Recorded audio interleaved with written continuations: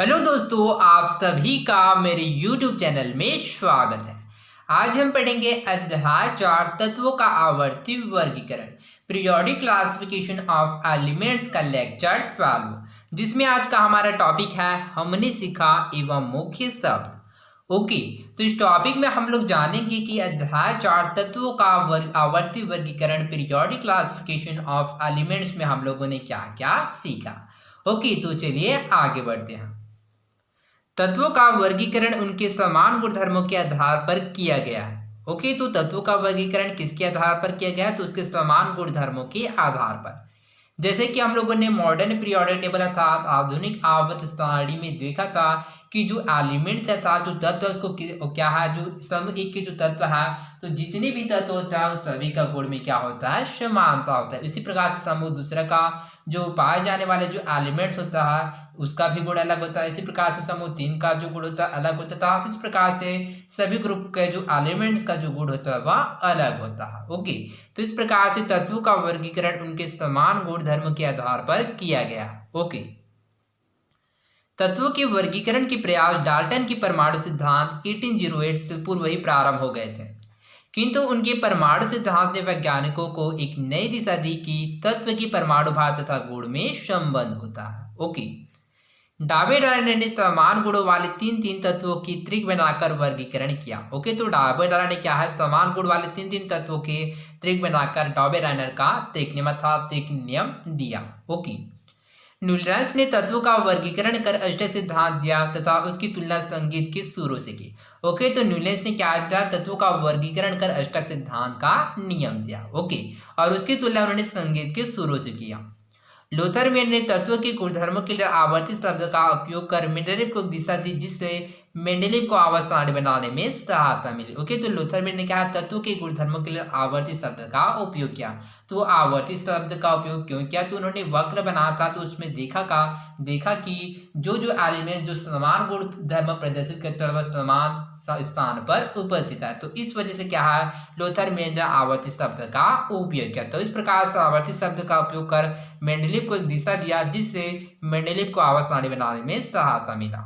Okay, Mendeleev ने तत्वों को उनके परमाणु भार के बढ़ते हुए क्रम में वर्गीकृत किया। ओके, तो मेंडेलीव ने क्या, तत्वों को उनके परमाणु भार के बढ़ते हुए क्रम में वर्गीकृत किया। मेंडेलीव की आवर्त सारणी में छोड़े गए रिक्त स्थानों से भविष्य में नए तत्व की खोज करने में सहायता मिली। मोसले ने परमाणु संख्या पर आधारित आधुनिक आवर्त नियम दिया।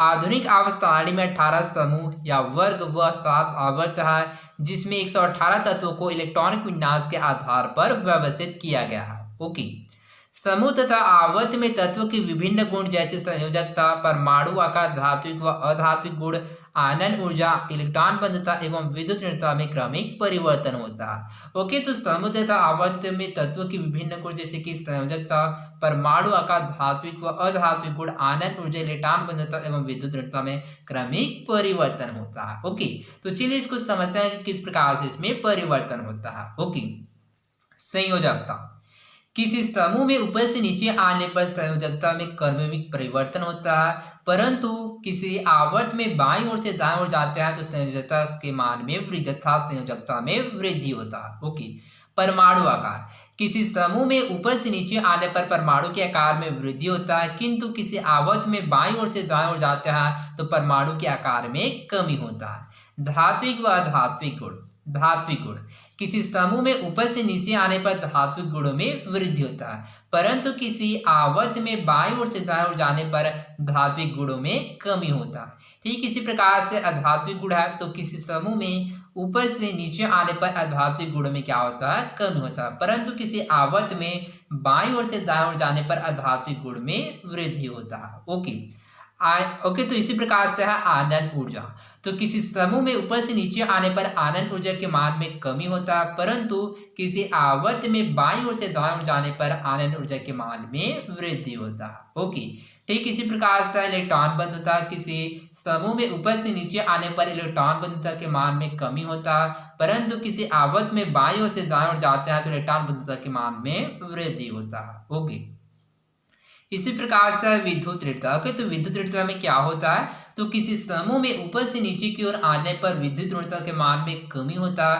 परंतु किसी आवर्त में बाईं ओर से दाईं ओर जाने पर विद्युत ऋणता के मान में वृद्धि होता है। ओके, तो आई होप आप लोगों को समझ आया होगा। ओके, तो इसको आप लोग सिंपल वे में याद रखेगा। जैसे कि यहाँ पर हम लोग देख सकते हैं कि जैसे कि यहाँ पर हम लोग देख सकते हैं संयोजकता हो गया, इसी प्रकार से अधात्विक गुण हो गया, आयनन ऊर्जा, इलेक्ट्रॉन बंधुता एवं विद्युत ऋणता, अर्थात first, second, third, fourth, five. Okay, तो इसमें आप लोग सिंपल वे में याद रखिएगा कि संयोजकता, अधात्विक गुण, आयनन ऊर्जा, इलेक्ट्रॉन बंधुता एवं विद्युत ऋणता में क्या होता है, जब हम समूह में ऊपर से नीचे की ओर आते हैं तो इसमें क्या होता है, कमी होता है, परंतु किसी आवर्त में हम लोग बाएं ओर से दाएं ओर जाते हैं तो संयोजकता, आध्यात्मिक गुण, आयनन ऊर्जा, इलेक्ट्रॉन बंधुता एवं विद्युत ऋणता में वृद्धि होता है। ओके, उसके पश्चात बचे क्या, परमाणु आकार एवं धात्विक गुण। तो किसी समूह में ऊपर से नीचे आता है तो परमाणु आकार एवं धात्विक गुण में वृद्धि होता है, परंतु किसी आवर्त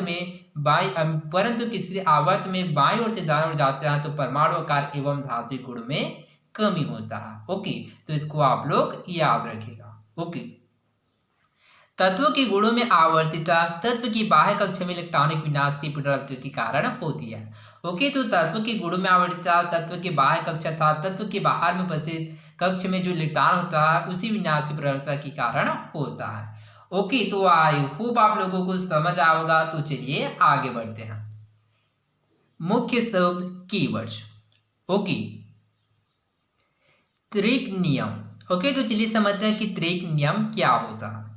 ओके, डोबेरेनर का त्रिक नियम के अनुसार जब समान गुणधर्म प्रदर्शित करने वाले तीन तत्वों को परमाणु भार के बढ़ते हुए क्रम में व्यवस्थित करते हैं तो बीच वाला तत्व का परमाणु भार अन्य दो तत्व के परमाणु भारों का औसत तथा गुणधर्म उनके मध्य होता है। ओके, अष्टक नियम। ओके, तो चलिए समझते हैं कि अष्टक नियम क्या होता है। न्यूलैंस का अष्टक सिद्धांत अर्थात न्यूलैंस का अष्टक नियम के अनुसार यदि तत्वों को उनके बढ़ते हुए परमाणु भार के क्रम में व्यवस्थित किया जाए तो वे इस प्रकार से क्रमबद्ध हो जाते हैं कि एक निश्चित अंतराल के बाद उनके गुणों की पुनरावृत्ति होती है और प्रत्येक आठवें तत्व की विशेषता या गुणधर्म पहले तत्व के गुणधर्म से मिलते हैं।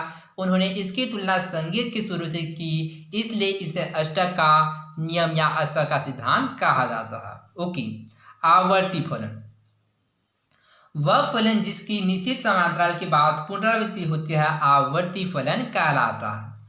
आवर्तिता, किसी तत्व के गुणों की पुनरावृत्ति को ही आवर्तिता कहते हैं। ओके, परमाणु आकार। ओके, तो चलिए समझते हैं कि परमाणु आकार क्या होता है। तो जैसे कि इसके नाम से स्पष्ट है, परमाणु के आकार को ही परमाणु आकार कहते हैं।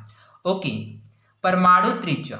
ओके, तो परमाणु त्रिज्या क्या होता है, तो नाभिक के केंद्र से 72 इलेक्ट्रॉन कोष की दूरी को परमाणु त्रिज्या कहते हैं।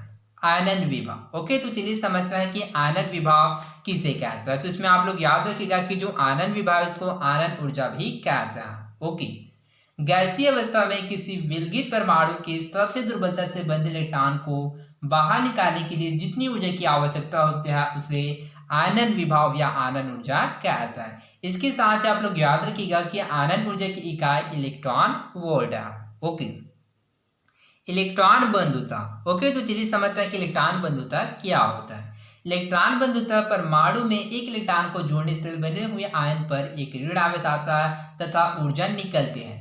निकली हुई यह ऊर्जा इलेक्ट्रॉन बंधुता कहलाता है। विद्युत ऋणता, किसी यौगिक के अणु में उसके किसी परमाणु द्वारा साझिक इलेक्ट्रॉन युग्म को अपनी ओर आकर्षित करने की प्रवृत्ति को विद्युत ऋणता कहते हैं। ओके, तो आई होप आप लोगों को समझ आओगा। तो आज के लिए बस इतना ही, मिलते हैं अगले वीडियो में। धन्यवाद।